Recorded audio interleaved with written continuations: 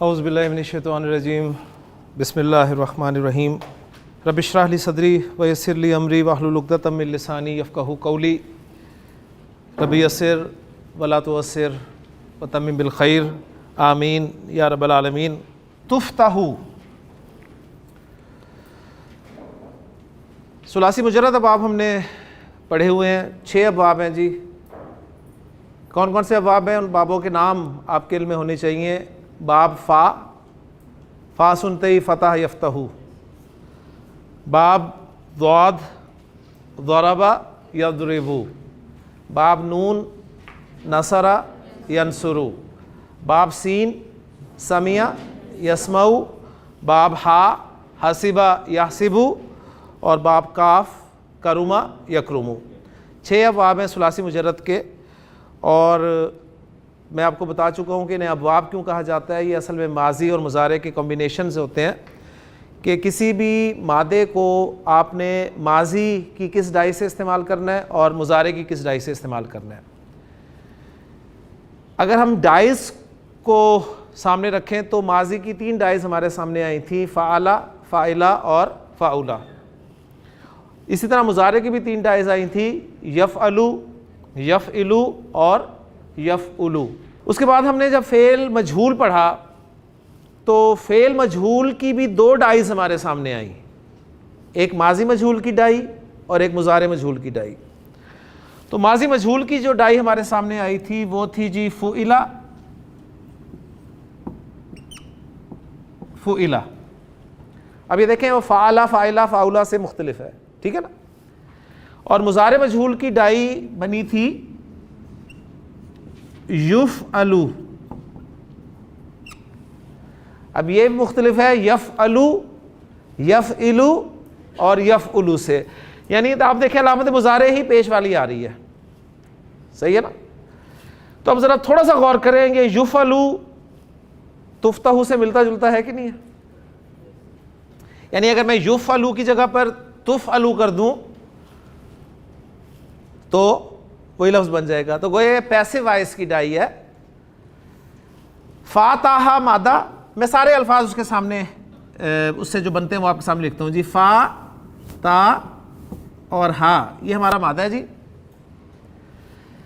کھولنا کے لیے استعمال ہوتا ہے، باب فا سے استعمال ہوتا ہے۔ یعنی میں آپ کے سامنے ساری پریکٹس کروں گا کہ کیسے آپ نے کسی مادے کو ماضی مضارع باب کے حوالے سے اس میں کنورٹ کرنا ہے، اس کا مجہول کیسے بنانا ہے، ماضی مجہول کیسے بنانا ہے، مضارع مجہول کیسے بنانا ہے، یہ ساری چیزیں آپ کے علم میں ہونی چاہیے۔ فاتح مادہ کھولنے کے لیے استعمال ہوتا ہے، باب فا سے استعمال ہوتا ہے۔ فا مینس فتح یفتح، تو ماضی کیا بن گیا جی؟ فتح یفتح، فتح یفتح۔ اب ساتھ ساتھ ترجمہ بھی کریں، فتح کا کیا معنی ہوں گے؟ اس نے کھولا، اور یفتح وہ کھولتا ہے یا کھولے گا۔ اچھا، فتح اس سے میں مجہول بنانا چاہتا ہوں، تو مجہول بنانے کا میں نے آپ کو یونیورسل رول بتایا ہوا ہے کہ آخری حرف کو آپ نے چھیڑنا نہیں ہے، آخری کو چھیڑا نہیں، پچھلے کو چھوڑا نہیں، اسے زیر دی، اور پیچھے جتنے بھی حرکت والے حروف ہیں ان کی حرکتوں کو پیش حرکت سے بدل دیا، تو یہ بن گیا فتح۔ تو فتح کے کیا معنی ہوں گے؟ فتح اس نے کھولا، فتح اس کو کھولا گیا، فتح اس نے کھولا، فتح اس کو کھولا گیا۔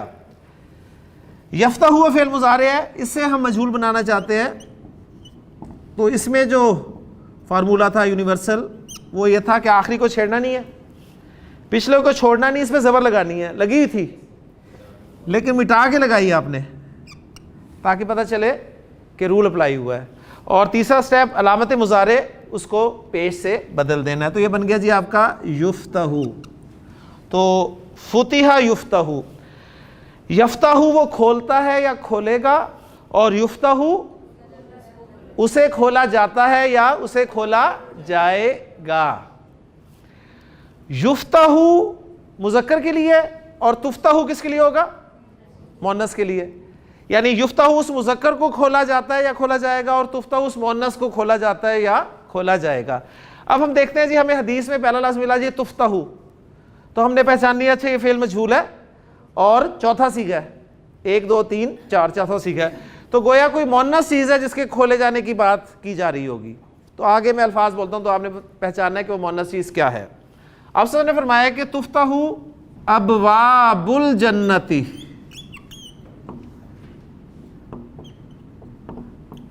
جی ابواب الجنتی کون سا مرکب ہے؟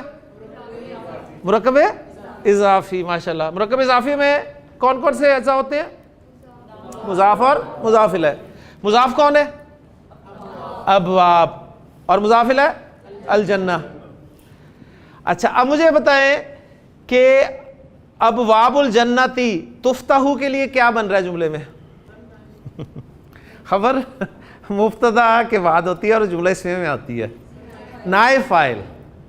دیکھیں جب بھی فعل آتا ہے نا تو فعل جب بھی آئے گا اگر وہ فعل معروف ہے تو اس کے بعد فاعل آئے گا رفع میں, اور اگر فعل مجہول ہے تو اس کے بعد نائب فاعل آئے گا. ٹھیک ہے, تو یہ آپ نے مجہول بنا لیا تو مجہول جیسے ہی فعل آتا ہے اس کے بعد آپ نائب فاعل ڈھونڈیں. تو ابواب الجنت یہ نائب فاعل ہے تفتح کے لیے. اچھا تو اب مجھے بتائیں ابواب کوئی مؤنث ہے جس کے لیے تفتح کا فعل استعمال کیا گیا؟ غیر عاقل کی جمع ہے. غیر عاقل کی جمع کے لیے ٹھیک ہے نا, وہ جو فعل استعمال ہو گیا یا جو ضمیر استعمال ہوگی وہ واحد مؤنث استعمال ہوگی, لہٰذا چوتھا صیغہ لگا ہے. ٹھیک ہے نا. تو تفتح ابواب الجنتی کیا ترجمہ کریں گے؟ جنت کے دروازے کھولے جاتے ہیں. جنت کے دروازے کھولے جاتے ہیں. یہ کون سا مرکب ہے؟ یوم الاثنین. یہ بھی مرکب اضافی ہے. ماشاءاللہ. ہمارے ہاں جو دن بولے جاتے ہیں یعنی جمعے کا دن, حضرت تھوڑا سا غور کریں, جمعے کا دن یہ ایک مرکب اضافی ترکیب ہے نا. جمعے کا دن تو اس کی عربی کیا ہوگی؟ یوم الجمعاتی. یوم الجمعاتی. ہفتے کا دن کیونکہ قرآن میں استعمال ہوئے ہیں یہ دونوں دن, اس لیے میں آپ سے پوچھ رہا ہوں. یوم السبتی. یوم السبتی ہفتے کا دن. یوم الاثنین کون سا دن ہے جی؟ پیر کا دن. پیر کا دن ہے یہ. ٹھیک ہے, پیر کا دن ہے یہ. پیر کے دن, سوار کے دن. واہ. اور یوم الخمیسی. یوم الخمیس جو ہے یہ جمعرات کا دن ہے. ہاں جی ٹھیک ہے نا. اچھا اب میں بول رہا ہوں جی یوم الخمیس یا یوم الجمعاتی, اور حدیث میں لفظ آیا ہے یوم الخمیس اور یوم الاثنین. تو یہ یوم کا لفظ نسب میں کیوں آیا ہے؟ ٹھیک ہے, یہ انشاءاللہ تعالیٰ آج میں آپ کو بتاؤں گا. صحیح, یہ آج میں انشاءاللہ تعالیٰ بتاؤں گا آپ کو. اور آج جو میں ٹاپک انشاءاللہ آپ کے ساتھ شیئر کروں گا وہ یہ ہوگا کہ عربی عبارت میں اسم حالت رفع میں آپ کو لکھا ہوا نظر آتا ہے, نصب میں لکھا ہوا نظر آتا ہے, جر میں لکھا ہوا نظر آتا ہے. تو کسی بھی اسم کے حالت رفع میں ہونے کی, نصب میں ہونے کی یا جر میں ہونے کی کیا کیا وجوہات ہو سکتی ہیں. تو آج ہم انشاءاللہ تعالیٰ ایک فہرست بنائیں گے جس میں ہم حالت رفع والے اسماء جو ہیں, حالت رفع میں آنے والے اسماء, ان کو اکٹھا کریں گے اپنے پورے جو کچھ پڑھا ہوا ہے اس کے حوالے سے. جو نصب میں استعمال ہوتے ہیں ان کو اکٹھا کریں گے, اور جو جر میں استعمال ہوتے ہیں ان کو اکٹھا کریں گے انشاءاللہ. آج ہم یہ 3 کالمز بنائیں گے جی انشاءاللہ. ٹھیک ہے, تو اس میں اب آپ کو پتہ چل رہا ہوگا. دیکھیں جو اسماء استعمال ہوئے ہیں, زیادہ تر کسی بھی ٹیکسٹ میں کسی عبارت میں آپ کو اسماء کی تعداد زیادہ نظر آئے گی. تو اب یہاں پر بھی دیکھیں ابواب اسم ہے, الجنہ اسم ہے. تو ابواب الجنتی 1 2 اسم, یوم الاثنین یہ بھی اسم, یہ بھی اسم, واو حرف, یوم الخمیسی یہ بھی اسم, یہ بھی اسم. تو 2 4 6 اسماء استعمال ہوئے ہیں. اب ان 6 اسماء میں سے ایک رفع میں, 1 2 3 جر میں, 1 2 نصب میں. تو یہی آج ہم نے انشاءاللہ تعالیٰ انہیں ایک آرڈر میں لانا ہے کہ عربی عبارت کا کون کون سا اسم حالت رفع میں آ سکتا ہے اور کون کون سا نصب میں آ سکتا ہے اور کون کون سا جر میں آ سکتا ہے. تو پہلے میں ذرا حدیث مکمل کر دوں آپ کے سامنے کہ آپ نے فرمایا کہ تفتح ابواب الجنت یوم الاثنین و یوم الخمیس. ماشاء اللہ بات سمجھ میں آ گئی ہے کہ آپ نے فرمایا کہ جنت کے دروازے ان 2 دنوں میں کھولے جاتے ہیں. کون سے دن؟ پیر کا دن اور جمعرات کا دن. پھر آپ نے فرمایا فَيُغْفَرُوا یغفروا. اب ذرا یغفروا لفظ پہ بھی غور کریں. 4 جائز آپ نے پڑھی ہیں فعل مضارع کی، یفعلوا، یفعلوا، یفعلوا، یفعلوا. اس میں سے فٹ کر کے دیکھ لیں کس پہ آ رہی ہے؟ یفعلوا، یعنی مجہول ڈائی. تو غفرہ یغفروا کے معنی ہوتے ہیں بخش دینا، بخش دینا، بخشنا. یغفروا وہ بخشتا ہے یا بخش دے گا، یغفروا اس کو بخش دیا جاتا ہے یا بخش دیا جائے گا. فَيُغْفَرُوا پس بخش دیا جاتا ہے. ٹھیک ہے، بخش دیا جاتا ہے لِكُلِّ عَبْدٍ ہر بندے کے لیے، ہر بندے کے لیے بخش دیا جاتا ہے. کیا بخش دیا جاتا ہے؟ مفعول ایسی صورتوں میں ہڈن ہوتا ہے، یعنی اس کے گناہوں کو بخش دیا جاتا ہے. ہر بندے کے لیے اس کے گناہوں کو، یہ مفعول اصل میں آتا تھا جس کو ہڈن کر دیا گیا تو آسانی کے لیے ہم کہتے ہیں تو ہر بندے کو بخش دیا جاتا ہے. ٹھیک ہے، یعنی بندے کو بخش دیا جاتا ہے وہ نہیں، اصل میں گناہوں کو بخش دیا جاتا ہے. تو غفرہ یغفروا کے بنیادی معنی ہوتے ہیں کسی چیز کو ڈھانپ دینا، کسی چیز کو کور کر دینا. تو گویا اللہ تعالیٰ جب گناہوں کو معاف کرتا ہے تو گویا وہ پردہ ڈال دیتا ہے اس کے اوپر. ٹھیک. تو فَيُغْفَرُ لِكُلِّ عَبْدٍ تو ہر بندے کو بخش دیا جاتا ہے. کیسا بندہ؟ ٹھیک ہے، ایسا بندہ، آگے وہ لمبی حدیث ہے میں اس کو صرف آپ کے سامنے بیان کر دوں. ایسا بندہ جس نے اللہ کے ساتھ کسی بھی چیز کو شریک نہ کیا ہو، یعنی جو شرک سے بری ہوتا ہے نا، تو ہر اس بندے کو جو شرک سے بری ہوتا ہے اسے بخش دیا جاتا ہے. گویا وہ جو قرآن مجید کی آیات اس مضمون پہ دلالت کرتی ہیں کہ اللہ تعالیٰ ہر گناہ کو بخش دیتا ہے سوائے شرک کے، اس لیے کہ ان الشرک لظلم عظیم. شرک اللہ تعالیٰ کو قطعی پسند نہیں ہے، یہ اللہ تعالیٰ معاف نہیں کرتا. تو بڑی احتیاط کی ضرورت ہے.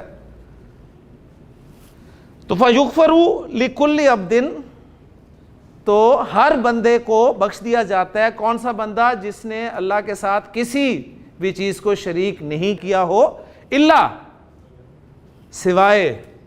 لیکن اگر کوئی ایسا شخص ہے جس نے شریک بھی نہیں کیا ہو اللہ کے ساتھ کسی کو، اگر اس میں اگلی بیماری یا برائی پائی جا رہی ہے تو اس کی بھی بخشش نہیں ہوتی. وہ اگلی بیماری کیا ہے وہ سننے والی ہے.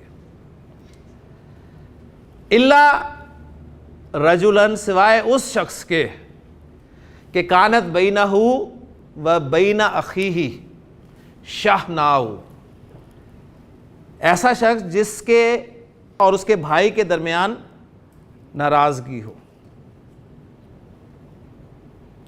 اگرچہ وہ شرک نہ بھی کرتا ہو لیکن اگر یہ ہے تو اسے بخشا نہیں جاتا. پھر آپ نے آگے فرمایا فَيُقَالُ پھر کہا جاتا ہے کہ انذروا ہذینی، ان دونوں کو چھوڑ دو، ان دونوں کو چھوڑ دو. 3 مرتبہ یہ جملہ کہا جاتا ہے کہ ان دونوں کو چھوڑ دو، ان دونوں کو چھوڑ دو، ان دونوں کو چھوڑ دو، حتی یصطلحا، یہاں تک کہ یہ دونوں صلح کر لیں آپس میں. اللہ سے دعا ہے کہ اللہ تعالی ہمیں نبی کریم صلی اللہ علیہ وسلم کی جو فرامین ہیں بڑے خوبصورت فرامین، ان کو یاد رکھنے کی توفیق عطا فرمائے. اور کمی کوتاہی سب میں ہے ظاہر بات ہے، اور اس کی اصلاح کرنے کی توفیق عطا فرمائے. تو میں انشاءاللہ تعالی اب وہ کالمز بناتا ہوں جی آپ کے سامنے، بلکہ آپ اپنے کالمز بنا لیجئے، میں کالم نہیں بناؤں گا کیونکہ لائنیں میرے سے ٹیڑھی لگتی ہیں ہمیشہ. تو کالمز آپ بنا لیجئے. پہلے کالم میں آپ 3 کالمز بنا لیجئے، صحیح ہے. پہلے کالم میں آپ ہیڈنگ دیجئے مرفوعات کی. جی میں آتا ہوں جی، مرفوعات ہیڈنگ دیتا ہوں اور پھر اس کے بعد اس کو کیسے آپ نے اپنے کالم میں لکھنا ہے وہ انشاءاللہ تعالی رکھتا ہوں جی. 3 کالمز آپ نے بنانے ہیں اپنے پیج پہ, اور پہلے کالم میں آپ نے لکھنا ہے جی مرفوعات. مرفوعات, مرفوعات جمع ہے مرفوع کی. مرفوع کسے کہتے ہیں؟ وہ اسم جو حالت رفع میں ہو. تو مرفوعات کی ایک لسٹ تیار ہوگی کہ اسم کس کی صورت میں حالت رفع میں ہوتا ہے. یعنی قرآن مجید پڑھتے ہوئے, عربی عبارت پڑھتے ہوئے فوراً آپ کا ذہن اسم پر رک جانا چاہیے کہ یہ رفع میں ہے. پہلے تو ہم نے پہچانا کہ رفع میں ہے, نصب میں ہے, جر میں ہے. اگر رفع میں ہے تو کیوں ہے, نصب میں ہے تو کیوں ہے, جر میں ہے تو کیوں ہے, یہ آگے کی بات ہے. جیسے اب آپ نے پڑھنا شروع کیا تو آپ کو اب وابو اس پہ فوراً عربی کم از کم جاننے والے کو, جو پڑھ رہا ہے عربی کا اسٹوڈنٹ ہے, اسے رک جانا چاہیے اور وہ جاننے کی کوشش کرے کہ یہاں وابو کیوں آیا ہے, الجنتی کیوں آیا ہے, یوما کیوں آیا ہے, الاسنینی کیوں آیا ہے, ٹھیک ہے, کلی کیوں آیا ہے, عبدن کیوں آیا ہے. یہ ساری چیزیں انشاءاللہ تعالی ہم کوشش کریں گے. تو پہلے کالم میں مرفوعات, دوسرے میں آپ منصوبات لکھیے. منصوبات, منصوب کی جمع, منصوبات, یہ منصوب کی جمع ہوگا. اور تیسرے کالم میں آپ لکھیں گے جی مجرورات. مجرورات, مجرور کی جمع. تو ہم نے پہلے پارٹ میں جو کچھ پڑھا ہے اس کے حوالے سے گفتگو میں آپ کے سامنے رکھ رہا ہوں. اس میں سب سے کم جو کیٹیگریز ہیں نا وہ ہیں مجرورات کی, اور اس میں کوئی بھی اسم 2 صورتوں میں مجرور ہو سکتا ہے جی, صرف 2 صورتیں. پوری عربی میں کسی بھی اسم کے حالت جر میں ہونے کی صرف 2 صورتیں ہیں. تو مجرورات صرف 2 ہیں. نمبر ایک دیکھیں, یہ آپ کا الجنہ مجرور ہے نا, اس کے مجرور ہونے کی کیا وجہ؟ مضاف الیہ. ٹھیک, تو پہلا مجرور جو ہے وہ مضاف الیہ. اس کے بعد ان دونوں لائنز میں دیکھیں, یہاں بھی مجرور ہے لیکن مضاف الیہ ہونے کی وجہ سے, یہاں بھی مجرور ہے مضاف الیہ ہونے کی وجہ سے, یہاں بھی مجرور ہے لیکن یہاں پر مضاف الیہ ہونے کی وجہ سے مجرور نہیں ہے بلکہ حرف جر کی وجہ سے مجرور ہے. تو دوسری وجہ حرف جر کا ہونا, صحیح. اور اس کنسٹرکشن میں لکل عبدن, لکل عبدن میں یہ دونوں وجوہات اکٹھی ہو گئی ہیں. ایسے ہی ہے نا کیوں حکیم صاحب؟ لکل عبدن میں کسی بھی اسم کے حالت جر میں ہونے کی دونوں وجوہات اکٹھی ہو گئی ہیں. کل کا لفظ مجرور ہے حرف جر لام کی وجہ سے, اور عبد کا لفظ مجرور ہے مضاف الیہ ہونے کی وجہ سے. تو مجرورات والا کالم آپ کا ختم ہو گیا. اس کے نیچے سائن کرتے ہیں بے شک اپنے, اوکے ہو گیا جی, اس اب کوئی مجرور نہیں آئے گا آگے. مرفوعات کی طرف آتے ہیں جی. اب ذرا آئیں جی اپنے کورس کی طرف. ہم نے اسم کو باقاعدہ پڑھنا شروع کیا, اس کی جنس کو پڑھا, عدد کو پڑھا, معرفہ نکرہ پڑھا, اعراب پڑھا. پہچانا صرف کہ کوئی اسم رفع میں کیسے ہوتا ہے, نصب میں کیسے ہوتا ہے, جر میں کیسے ہوتا ہے, صرف پہچانا تھا, یہ نہیں پتہ کیا تھا کہ کیوں ہوتا ہے. آج ہم وہ کیوں کا جواب لے رہے ہیں. تو پہلی مرتبہ کوئی اسم حالت رفع میں آپ نے کب دیکھا تھا؟ مبتدا. جب ہم نے اسم کو جملے میں استعمال کیا نا تو مبتدا ہم نے پڑھا کہ مبتدا رفع میں ہوتا ہے, صحیح ہے. تو پہلی کیٹیگری مرفوعات میں جو ہے وہ ہے جی مبتدا. مبتدا مرفوع ہوتا ہے, صحیح. اب ایک ایک ایگزامپل آپ بول دیں, ساتھ ایگزامپل آپ بول دیں اور لکھیں. ایگزامپل آپ لکھیں, میں صرف کیٹیگریز لکھوں گا, ایگزامپلز آپ نے لانی ہے. شاباش جی حکیم صاحب بول دیں مبتدا کی مبتدا ایز رفع مرفوع. تو کوئی ایگزامپل بول دیں. شاباش. زید صالح, ایگزامپل لکھ لیں جی آگے. زید صالح, تو مبتدا رفع میں, اسے مبتدا کو سرکل کر لیں گے, یہ رفع میں ہے مبتدا ہونے کی وجہ سے. پھر ساتھ ہی جو انہوں نے ایگزامپل بولی ہے زید صالح, تو صالح کا لفظ بھی رفع میں ہے. وہ رفع میں کیوں ہے؟ خبر ہونے کی وجہ سے. تو اسم کے حالت رفع میں ہونے کی دوسری وجہ خبر ہونا. کلیئر ہو گیا؟ تو مبتدا اور خبر یہ دونوں رفع میں ہوتے ہیں جی. اس کے بعد رفع میں اسم کب پڑھا ہم نے؟ فاعل. ماشاءاللہ ماشاءاللہ. فائل جو ہے یہ ہمیشہ حالت رفع میں ہوتا ہے. ایگزامپل بول دیجئے جی کوئی. نصر زیدن، ماشاءاللہ، نصر زیدن، زید رفع میں ہے تو فائل ہے جی. اس کے بعد نائب فائل. ایکسلنٹ، ماشاءاللہ. نائب فائل بھی مرفوع ہوتا ہے جی.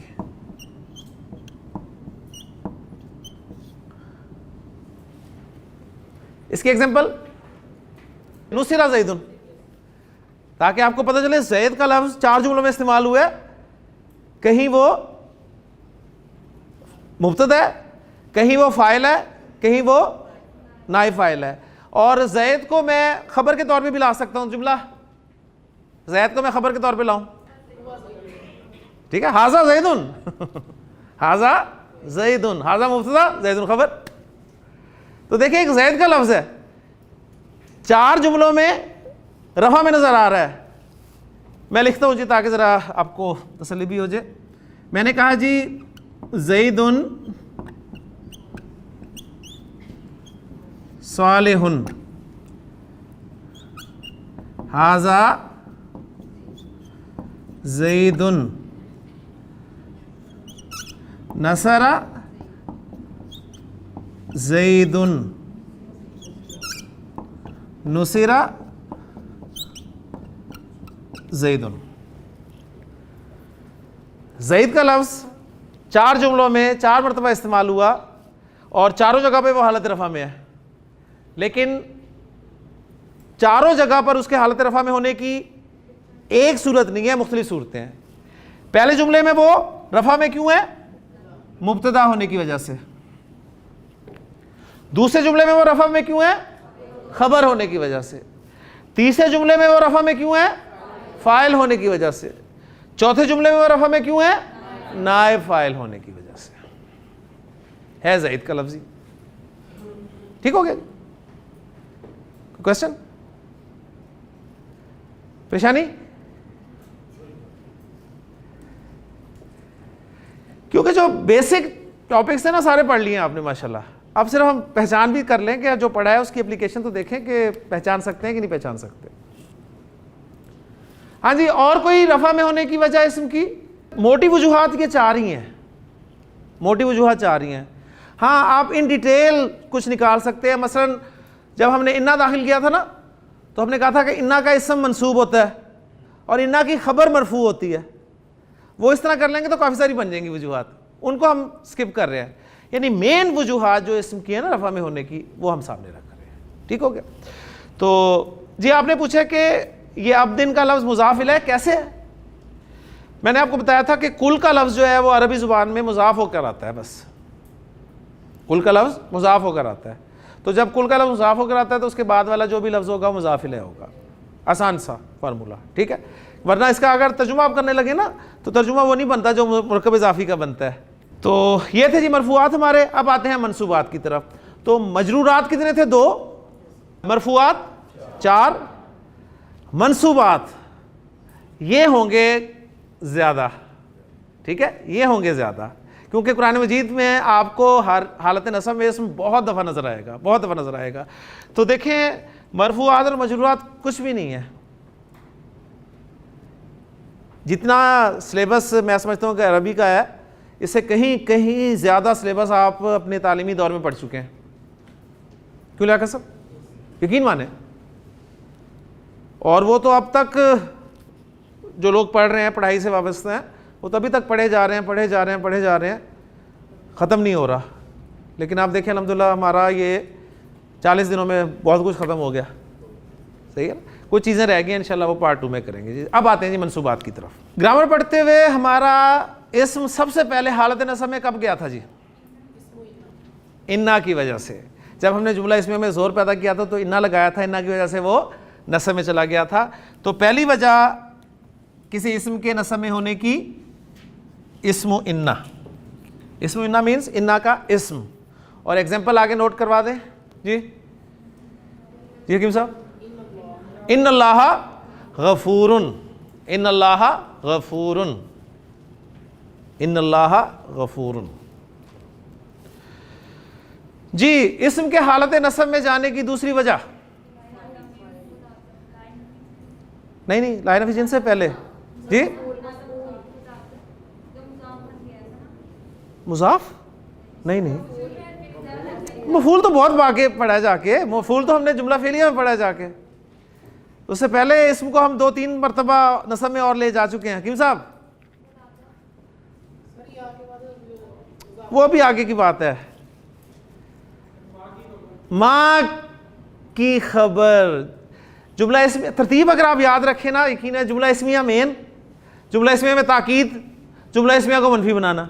جملہ اسمیہ کو منفی کیسے بنایا تھا؟ ماں کی وجہ سے, اور ماں کی وجہ سے خبر حالت نصب میں چلی گئی تھی. ما ھذا بشرن, ما ھذا بشرن. قرآن کی ایگزامپل رکھیں, ایک ایگزامپل آپ نے یاد رکھنی ہے بس. انا کی آپ وہ ایگزامپل یاد رکھ لیں, ان اللہ علی کل شیء قدیر. قرآن کی ایک ایگزامپل آپ کو یاد ہو جائے گی اور پورا رول آپ کو سمجھ میں آ جائے گا انشاءاللہ تعالی. تو دوسری وجہ اسم کے نصب میں ہونے کی, خبرو ما, خبرو ما.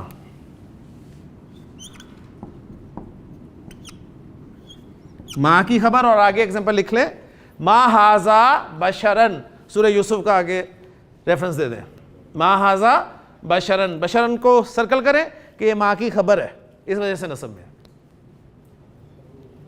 ٹھیک ہو گیا جی, خبرو ما. اب آئیں جی تیسری وجہ, نہیں مفعول کی بڑی جلدی ہے آپ کو. اس کا مطلب ہے آپ کو ہمارا جو سلیبس ہے اس کی ترتیب بھول گئی ہے. میں ترتیب کے ساتھ دیکھیں آپ کو لے کے چل رہا ہوں. جملہ اسمیہ جب ہم نے بنایا تھا, جی یونس صاحب, نہیں اس سے پہلے تھا, آپ ہی بھول گئے. جی نہیں امین صاحب, جی ابھی یہاں سے ایک آواز آئی تھی, لائے نفی جنس کا اسم. جملہ اسمیہ کو منفی بنایا تھا, میں نے بتایا تھا ماں کے ساتھ آپ نے لگانا. اس کے ساتھ ہی میں نے بتایا تھا کہ عربی زبان میں ایک لا ایسا استعمال ہوتا ہے جس کے بعد اسم حالت نصب میں بغیر تنوین کے اور نکرہ استعمال ہوتا ہے, جسے لائے نفی جنس کہتے ہیں. لا ریب فی, ہاں لا الہ الا اللہ. ٹھیک ہے, تو اس کی یعنی لائے نفی جنس کا اسم. تیسری وجہ لائے نفی جنس کا اسم, اسمو لائے نفی جنس. اس کی ایگزامپل لا ریب فیہ, آگے لکھ لیں. ایک ایگزامپل آپ نے قرآن سے یاد رکھنی ہے. 3 وجوہات ہو گئی جی. جی چوتھی اب مفعول کوئی نہیں بولے گا. چوتھی منادہ مضاف. اس کی بھی قرآن کے ایگزامپل کوئی سامنے رکھے ہیں. کون سی رکھیں گے؟ ربنا, ماشاءاللہ ایکسیلنٹ, بہت اچھی. ربنا یا بنی اسرائیل, ربنا یا اخت ہارون, یا نساء النبی. ٹھیک ہے نا, یا نساء النبی, اے نبی کی عورتوں. تو منادہ مضاف منصوب ہوتا ہے. جی 5ویں وجہ,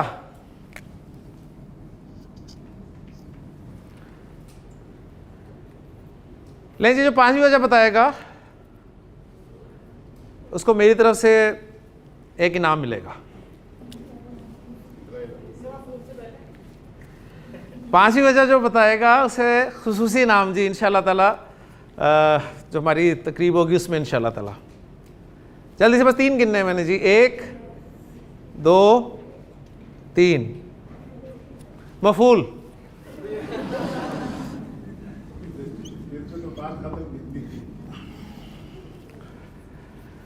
مفعول حالت نصب میں آتا ہے جی, مفعول نصب میں ہوگا.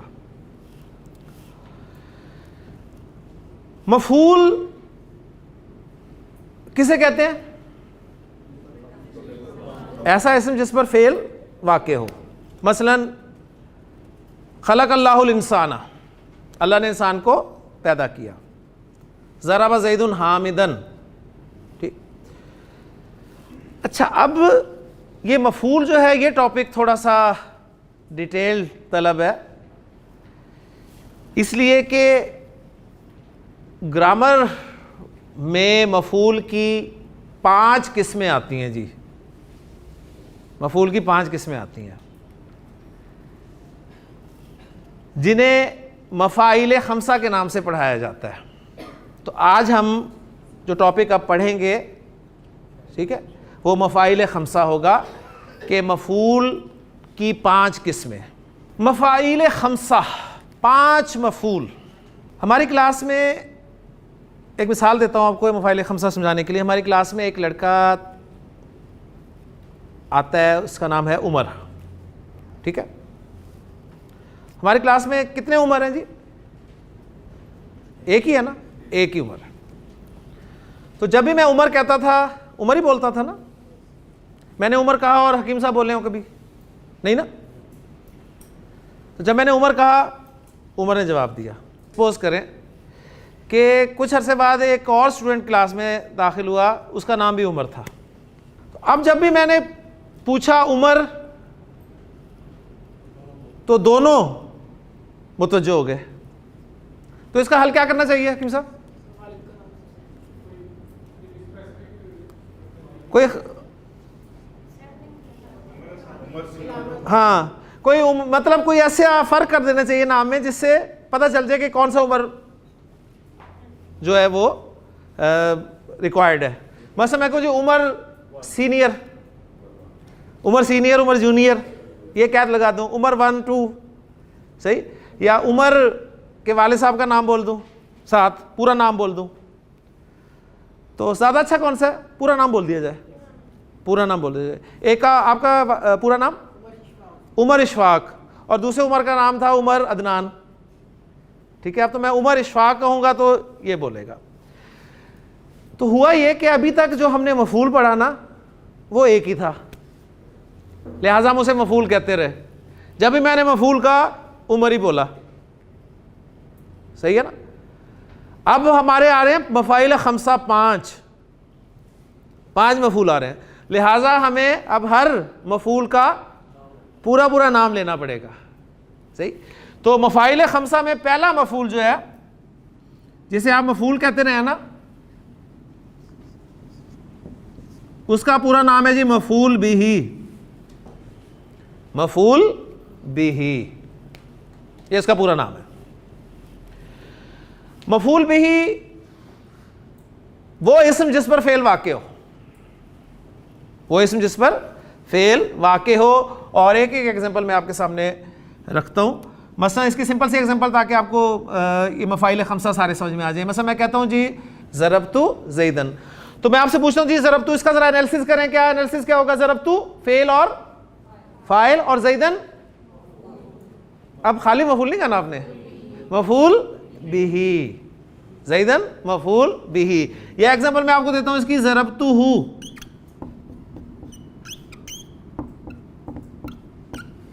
جی اس کا انالیسس کریں. ضربتہ فعل بفاعل اور ہو ضمیر مفعول بہ. ضربتہ، ضربتہ زیدن، میں نے زید کو مارا. اوکے، اس میں زید جو ہے وہ مفعول بہ ہے، اس لیے کہ یہ وہ اسم ہے جس پہ فعل واقع ہوا ہے. میں نے کہا جی میں نے زید کو مارا. آپ نے کہا کیوں؟ کیوں مارا؟ تو میں نے جواب دیا ضربتہ تعدیباً. تعدیب کے معنی ہوتے ہیں ادب سکھانا، ادب سکھانا. تو ضربتہ تعدیباً کا ترجمہ آپ کیا کریں گے؟ میں نے اسے ادب سکھانے کے لیے مارا، کے لیے مارا. تو یہاں پر ضربتہ میں ہو نصب میں ہے مفعول بہ ہونے کی وجہ سے، تعدیباً بھی نصب میں ہے. اور یہ کیوں آیا ہے؟ فعل کے واقع ہونے کی وجہ بتانے کے لیے. ایسا حالت نصب میں آنے والا اسم جو فعل کے واقع ہونے کی وجہ بتائے، اس کو گرامیٹیکلی مفعول لہو کہتے ہیں. مفعول لہو. اس کا ایک اور نام بھی ہے مفعول لاجلہ، وہ مشکل ہے ذرا، لہو آسان ہے. مفعول لہو یعنی ایسا اسم جو فعل کے واقع ہونے کی وجہ بتانے کے لیے ہے. دیکھیں اردو میں کہہ رہا ہوں میں نے اسے ادب سکھانے کے لیے مارا. عرب کہے گا ضربتہ تعذیبا. ما خرجت من البیت, کیا ترجمہ ہوگا؟ میں گھر سے, ما خرجت من البیت, میں گھر سے باہر نہیں نکلا. خوفاً, خوفاً ڈر کی وجہ سے. ایک لفظ لے آئے خوفاً, بات پوری ہوگی.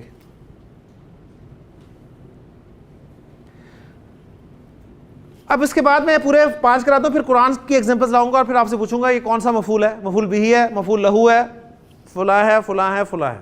ٹھیک, تو ایسا اسم جو فعل کے واقع ہونے کی وجہ بیان کرے اسے مفعول لہو کہا جاتا ہے. میں نے کہا جی ضربت زیدن, آپ نے سن لیا, پھر آپ نے پوچھا کہ کیوں مارا, میں نے کہا ضربتہ تعذیبا. اب آپ نے مزید سوال مجھ سے کیا کس وقت مارا, کس وقت مارا؟ تو میں جواب دیتا ہوں لیلن, میں نے اسے رات کے وقت مارا. ساتھ ہی آپ نے دوسرا سوال کر دیا اس کے ساتھ ہی, کس جگہ, کس جگہ؟ تو میں نے کہا جی ضربتہ لیلن امام المسجد,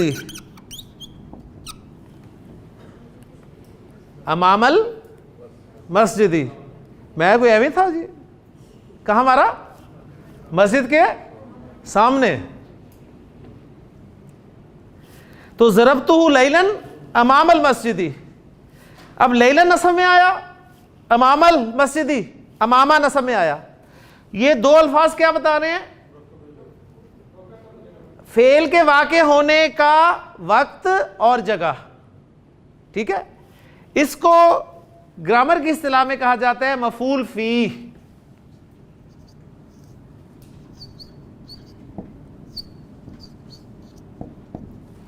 مفعول فیہ. مفعول فیہ وہ منصوب اسم جو فعل کے واقع ہونے کا وقت یا جگہ بتائے. فعل کس وقت واقع ہوا, کس جگہ واقع ہوا. اب آپ کو پتہ چل رہا ہوگا یوم الاثنین, یوم کی نصب پتہ چل رہی ہے کیونکہ صاحب تفتح ابواب الجنتی, جنت کے دروازے کھولے جاتے ہیں. کب؟ یوم الاثنین و یوم الخمیس. یہ وقت بتا رہے ہیں, پیر اور جمعرات کے دن. تو یوم یہ نصب میں آیا تو یہ بتا رہا ہے وقت, بتا رہا ہے اس فعل کے واقع ہونے کا وقت. تو ضربتہ لیلن امام المسجد. اچھا, مفعول فی کو ظرف بھی کہا جاتا ہے. مفعول فی کو ظرف, اور ظرف دو طرح کا ہوتا ہے. سنا ہے ظرف لفظ؟ یہ دو طرح کا ہوتا ہے. کون کون سا جی؟ ظرف مکان اور ظرف زمان. مکان جگہ شو کرتا ہے اور زمان وقت شو کرتا ہے. بالکل ایڈوربز ہی ہیں. اس کے بعد چوتھا مفعول میں آپ کو بتانے لگا ہوں, لیکن جو چوتھا مفعول ہے وہ قرآن مجید میں استعمال نہیں ہوا. صحیح, قرآن مجید میں استعمال نہیں ہوا. قرآن مجید میں استعمال نہیں ہوا. کسی نے ایک آدھی ایگزامپل نکال دی ہے کہ جی قرآن مجید میں یہ اس کی ایگزامپل ہے, تو اس لیے آپ نے اس پہ زیادہ زور بھی نہیں دینا. میں صرف گنتی پوری کروا دوں گا, صحیح ہے, کیونکہ آپ کی سوئی وہیں اٹکتی ہے جس کا استعمال زیادہ نہیں ہوتا. تو چوتھی قسم نہیں, پوری مفاعیل خمسہ تو کر دینا, ورنہ پھر ہمیں اس کی ہیڈنگ چینج کرنی پڑے گی نا, ورنہ ہمیں کہنا پڑے گا مفاعیل اربعہ. عربی بول چال میں استعمال, حدیث میں استعمال ہوا ہے. ٹھیک ہے, میں ایگزامپل پہلے لکھتا ہوں پھر اس کا نام لکھتا ہوں. جی ایگزامپل ہے, ذرا تھوڑی سی ایگزامپل پہ غور کریں. ضربتو کا معنی میں نے مارا, صحیح ہے, واو کے معنی اور. اب حامد صاحب نصب میں آ رہے ہیں, دیکھ لیں, ٹھیک ہے نا. تو اصل میں یہ جو چوتھا مفعول ہے نا، پہلی اس کی پہچان یہ کر لیں کہ یہ واو کے بعد آئے گا، واو کے بعد آتا ہے اور حالت رسم میں آتا ہے. اور یہ واو جو ہے یہ کن معنی میں ہوتی ہے؟ یہ معا کے معنی میں ہوتی ہے. معا یعنی اس کو کہا جائے گا معا حامدن، یعنی میں نے اسے حامد کے ساتھ مارا، اکیلے نہیں مارا. ٹھیک ہے، ضربتو و حامدن، ضربتو و حامدن. تو یہ جو حامدن ہے نا نصب میں ہے نا، تو اب دیکھیں میں وہی کہہ رہا تھا، آپ سارے پریشان بیٹھے ہیں کہ یہ نصب میں کیوں آ گیا. اصل میں بے شک فاعل ہے لیکن مائیت اس کی ہے، شریک جرم ہے. اصل فاعل آپ ہیں، ٹھیک ہے نا. تو اسے یعنی وہ کہتے ہیں یہ ایسی واو کے بعد آتا ہے. میں اس کو لکھاتا ہوں، پہلے اس کا نام لکھ لیں. اس کا نام ہے جی مفعول معہو،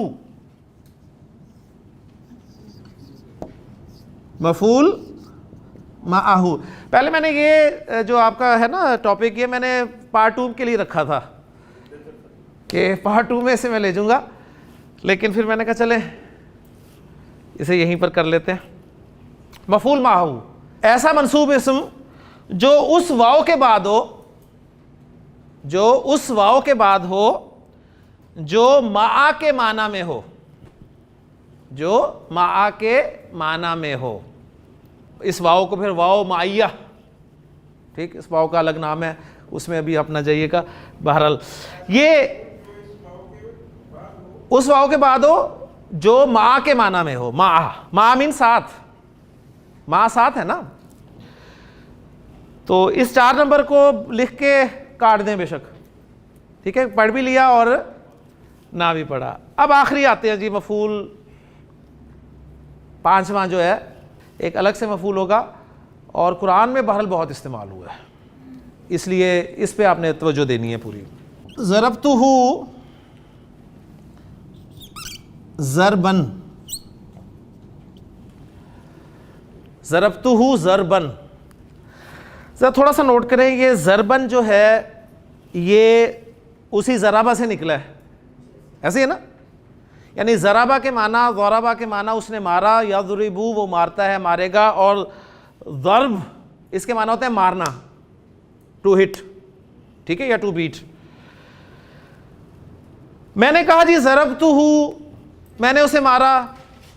آپ نے کہا کہ انہوں نے کہاں مارا ہوگا، ایسے ہی کہہ دیا انہوں نے مارا، یہ مار ہی نہیں سکتے. انہوں نے ڈانٹ دیا ہوگا ذرا، تو اسے انہوں نے کہہ دیا کہ میں نے اسے مارا. تو آپ کو میری بات سے نا بات میں یقین نہیں آیا. تو ضربتہ کے بعد مجھے اپنی بات میں یقین پیدا کرنے کے لیے اسی فعل کا مصدر، اسی فعل کا مصدر حالت نصب میں لانا پڑا. میں نے کہا ضربتہ ضربن، اور میں نے اسے واقعی مارا، میں نے اسے واقعی مارا. میں نے اسے مارا جیسے مارا جاتا ہے، ٹھیک ہے. میں نے اسے مارا، مارنا لفظی ترجمہ ہوگا میں نے اسے مارا مارنا، لیکن اس کا مطلب کیا ہوگا، اس سے مراد کیا ہوگی کہ میں نے اسے واقعی مارا. اس مفعول کو، اب یہ ضربن بھی نصب میں آیا نا، تو اس کا نام لکھوا دیتا ہوں، پھر اس کے بارے میں ایک لائن لکھوا دیتا ہوں، اسے پورا کر لیجئے گا. اس مفعول کو کہا جاتا ہے جی مفعول مطلق، ایبسولوٹ مفعول، جو کہ نہ مفعول بھی ہوتا ہے، نہ لہو ہوتا ہے، نہ فی ہوتا ہے، نہ معہو ہوتا ہے، اس لیے اس کا نام مفعول مطلق رکھ دیا گیا. یعنی ایسا منصوب مصدر، یہ مصدر ہی ہوگا، ذہن میں رکھیے گا، اسی فعل کا نارملی مصدر ہوتا ہے. ایسا منصوب مصدر جو فعل کی تاکید کے لیے، فعل کی تعداد بتانے کے لیے کہ فعل کتنی مرتبہ واقع ہوا، یا فعل کی نوعیت اور کیفیت بتانے کے لیے استعمال ہوا ہو، مفعول مطلق کہلاتا ہے. اور قرآن مجید میں زیادہ یہ تاکید کے لیے استعمال ہوا ہے، تاکید کے لیے ہی استعمال ہوا ہے زیادہ، ٹھیک ہے. اب میں اس کے ایگزامپل جو ہے وہ آپ کو دوں گا قرآن سے انشاءاللہ تعالیٰ. تو ذرا تیزی سے ان 5 مفاعیل خمسہ، 5 نہیں کہنا چاہیے، یعنی مفاعیل خمسہ کو سمجھ لیں. مفاعیل خمسہ کا مطلب کیا ہے؟ 5 مفعول. نمبر 1 مفعول بھی، مفعول لہو، مفعول فی، مفعول معہو، مفعول مطلق. معہو کو نکال دیں. اب جو ایگزامپل ہم کریں گے قرآن سے، اس میں معہو کی ایگزامپل نہیں ہوگی. مفعول بھی وہی آپ کا جانا پہچانا مفعول، خلق اللہ الارض، خلق اللہ الارض، خلق اللہ السماوات والارض، ٹھیک ہو گیا. انا خلقنا الانسان، الانسان ایسا اسم جو جس پر فعل واقع و مفعول بھی کہلاتا ہے. مفعول لہو وجہ بتانے کے لیے، اور مفعول فی وقت یا جگہ بتانے کے لیے، اور مفعول مطلق تاکید کے لیے. بس سمپل دیکھیں اینڈ رزلٹ یہی نکلتا ہے. شروع میں آپ کو مشکل لگتا ہے اور اینڈ پہ صرف 3 باتیں اینڈ پہ آتی ہیں جی، جس پہ فعل واقع و مفعول بھی جو وجہ بتانے کے لیے آئے مفعول لہو، اور جگہ یا وقت بتایا مفعول فی، اور تاکید کے لیے آئے تو مفعول مطلق. اب میں آپ کے سامنے قرآن مجید کچھ ایگزامپلز بولتا ہوں، آپ بتائیں کون سا مفعول ہے جی. اللہ تعالیٰ نے فرمایا لا تقتلوا اولادکم. اب یہ جو آیت کا میں نے حصہ لکھا ہے لا تقتلوا اولادکم خشیۃ املاق، اس میں ذرا جو بھی الفاظ استعمال ہوئے ہیں ذرا پہلے اسماء کی بات کر لیں، کیونکہ ہم اسماء کے حوالے سے بات کر رہے ہیں. تو کون کون سے اسماء استعمال ہوئے ہیں جی حکیم صاحب؟ اولادکم ایک مرکب اضافی کی صورت میں، یعنی 2 اسماء آ گئے، اور خشیۃ املاق یہ بھی مرکب اضافی، تو 4 اسماء استعمال ہوئے ہیں. ان چاروں اسماء کی اعرابی حالتیں ذرا پہچانیں. اولادہ نصب میں، کم جر میں، خشیۃ نصب میں، املاق جر میں. ماشاءاللہ. اچھا اب مجھے بتائیں کہ یہ جو جر میں ہے اس کی جر میں ہونے کی کیا وجہ ہے؟ مضاف ہے، دونوں جگہ مضاف ہے. کلیئر ہو گیا. اب 2 نصب آ گئے، اب ان 2 نصب کو پہچاننا ہے کیونکہ ہمارا ٹاپک منصوبات چل رہا ہے. جی حکیم صاحب پہچانے اولادہ کی نصب کیوں ہے؟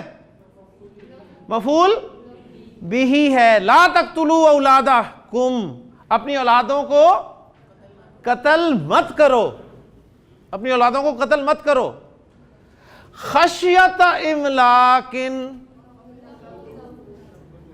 ترجمہ مفلسی کے ڈر سے.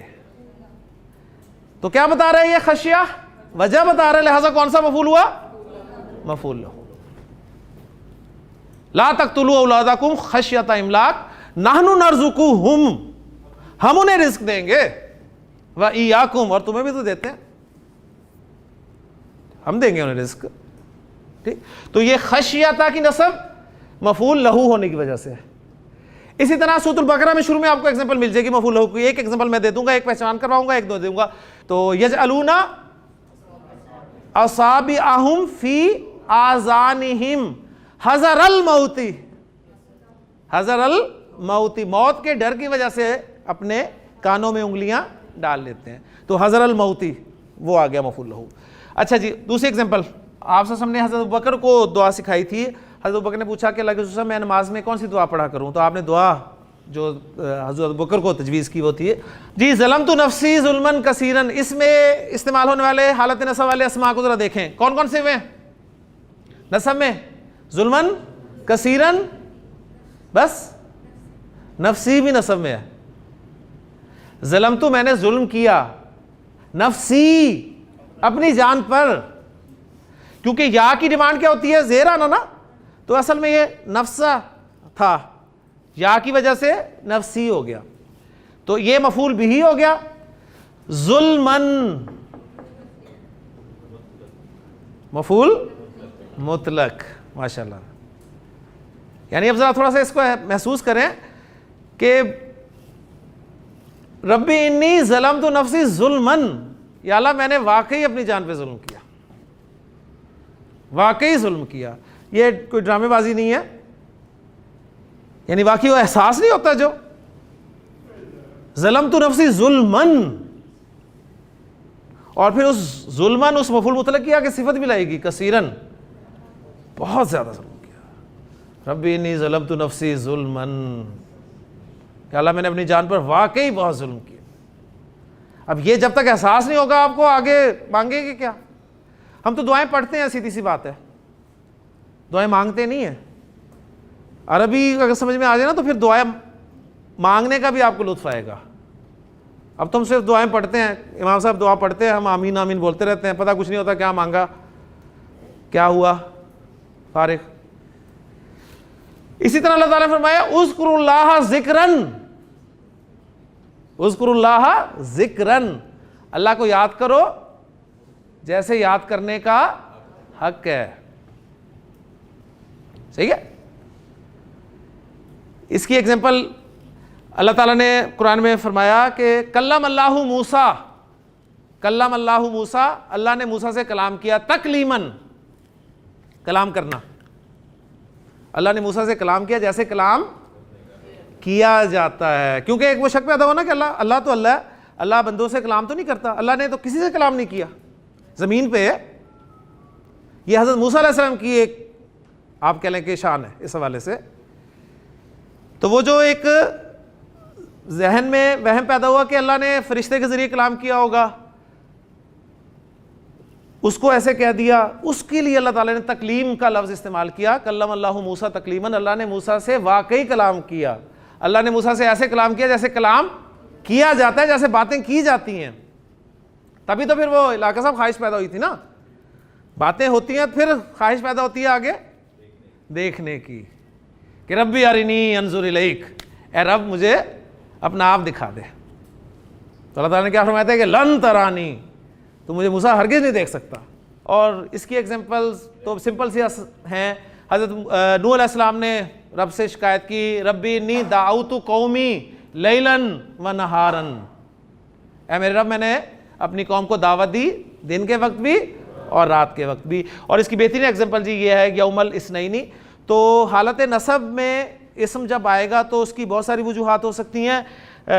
منصوبات میں ہم نے کتنی پڑھ لی جی؟ 5 پڑھ لی، اور 5ویں کو مزید 5 میں تقسیم کیا تو گویا کل کتنی ہوگی؟ 9 جی. تو الگ الگ کر کے بھی آپ اسے لکھ سکتے ہیں اور اس طرح بھی لکھ سکتے ہیں. اس کے علاوہ بھی قرآن مجید میں آپ کو اسم حالت نصب میں نظر آئے گا. وہ مزید کوئی 3 سے 4 وجوہات ہیں جی، وہ انشاءاللہ تعالی ہم کل پڑھیں گے. تو منصوبات کا ٹاپک ہمارا جاری ہے. تو مختصراً وہی جو سمری کرنے کا طریقہ ہوتا ہے کہ آج ہم نے 1 گھنٹے میں پڑھا کیا ہے جی، تو ذرا ٹائم کاؤنٹ کیجئے گا جی. ہم نے آج مرفوعات، منصوبات، مجرورات پڑھا. ٹھیک ہے کہ کوئی اسم رفع میں کیوں ہوتا ہے، نصب میں کیوں ہوتا ہے، جر میں کیوں ہوتا ہے. مجرورات 2 وجوہات کی بنا پر ہوتا ہے، مضاف الیہ اور حرف جر کی وجہ سے. مرفوعات 4 وجہ سے ہوتا ہے، مبتدا، خبر، فاعل اور نائب فاعل. اور منصوبات کی مختلف وجوہات ہیں، اسم و انا، خبر و ما، اور لا نفی جنس کا اسم، اور منادہ مضاف، اور مفاعیل 5. یہ سمری تھی جو میرا غالباً 1 منٹ میں پوری ہو گئی ہے. تو باقی انشاءاللہ تعالیٰ کچھ منصوبات اور ہم پڑھیں گے کل. تو اللہ تعالیٰ سے دعا ہے کہ اللہ تعالیٰ ہضم کرنے کی توفیق عطا فرمائے جی. آخری دن ہے. سبحانک اللہم و بحمدک، اشہد ان لا الہ الا انت، استغفرک و اتوب الیک.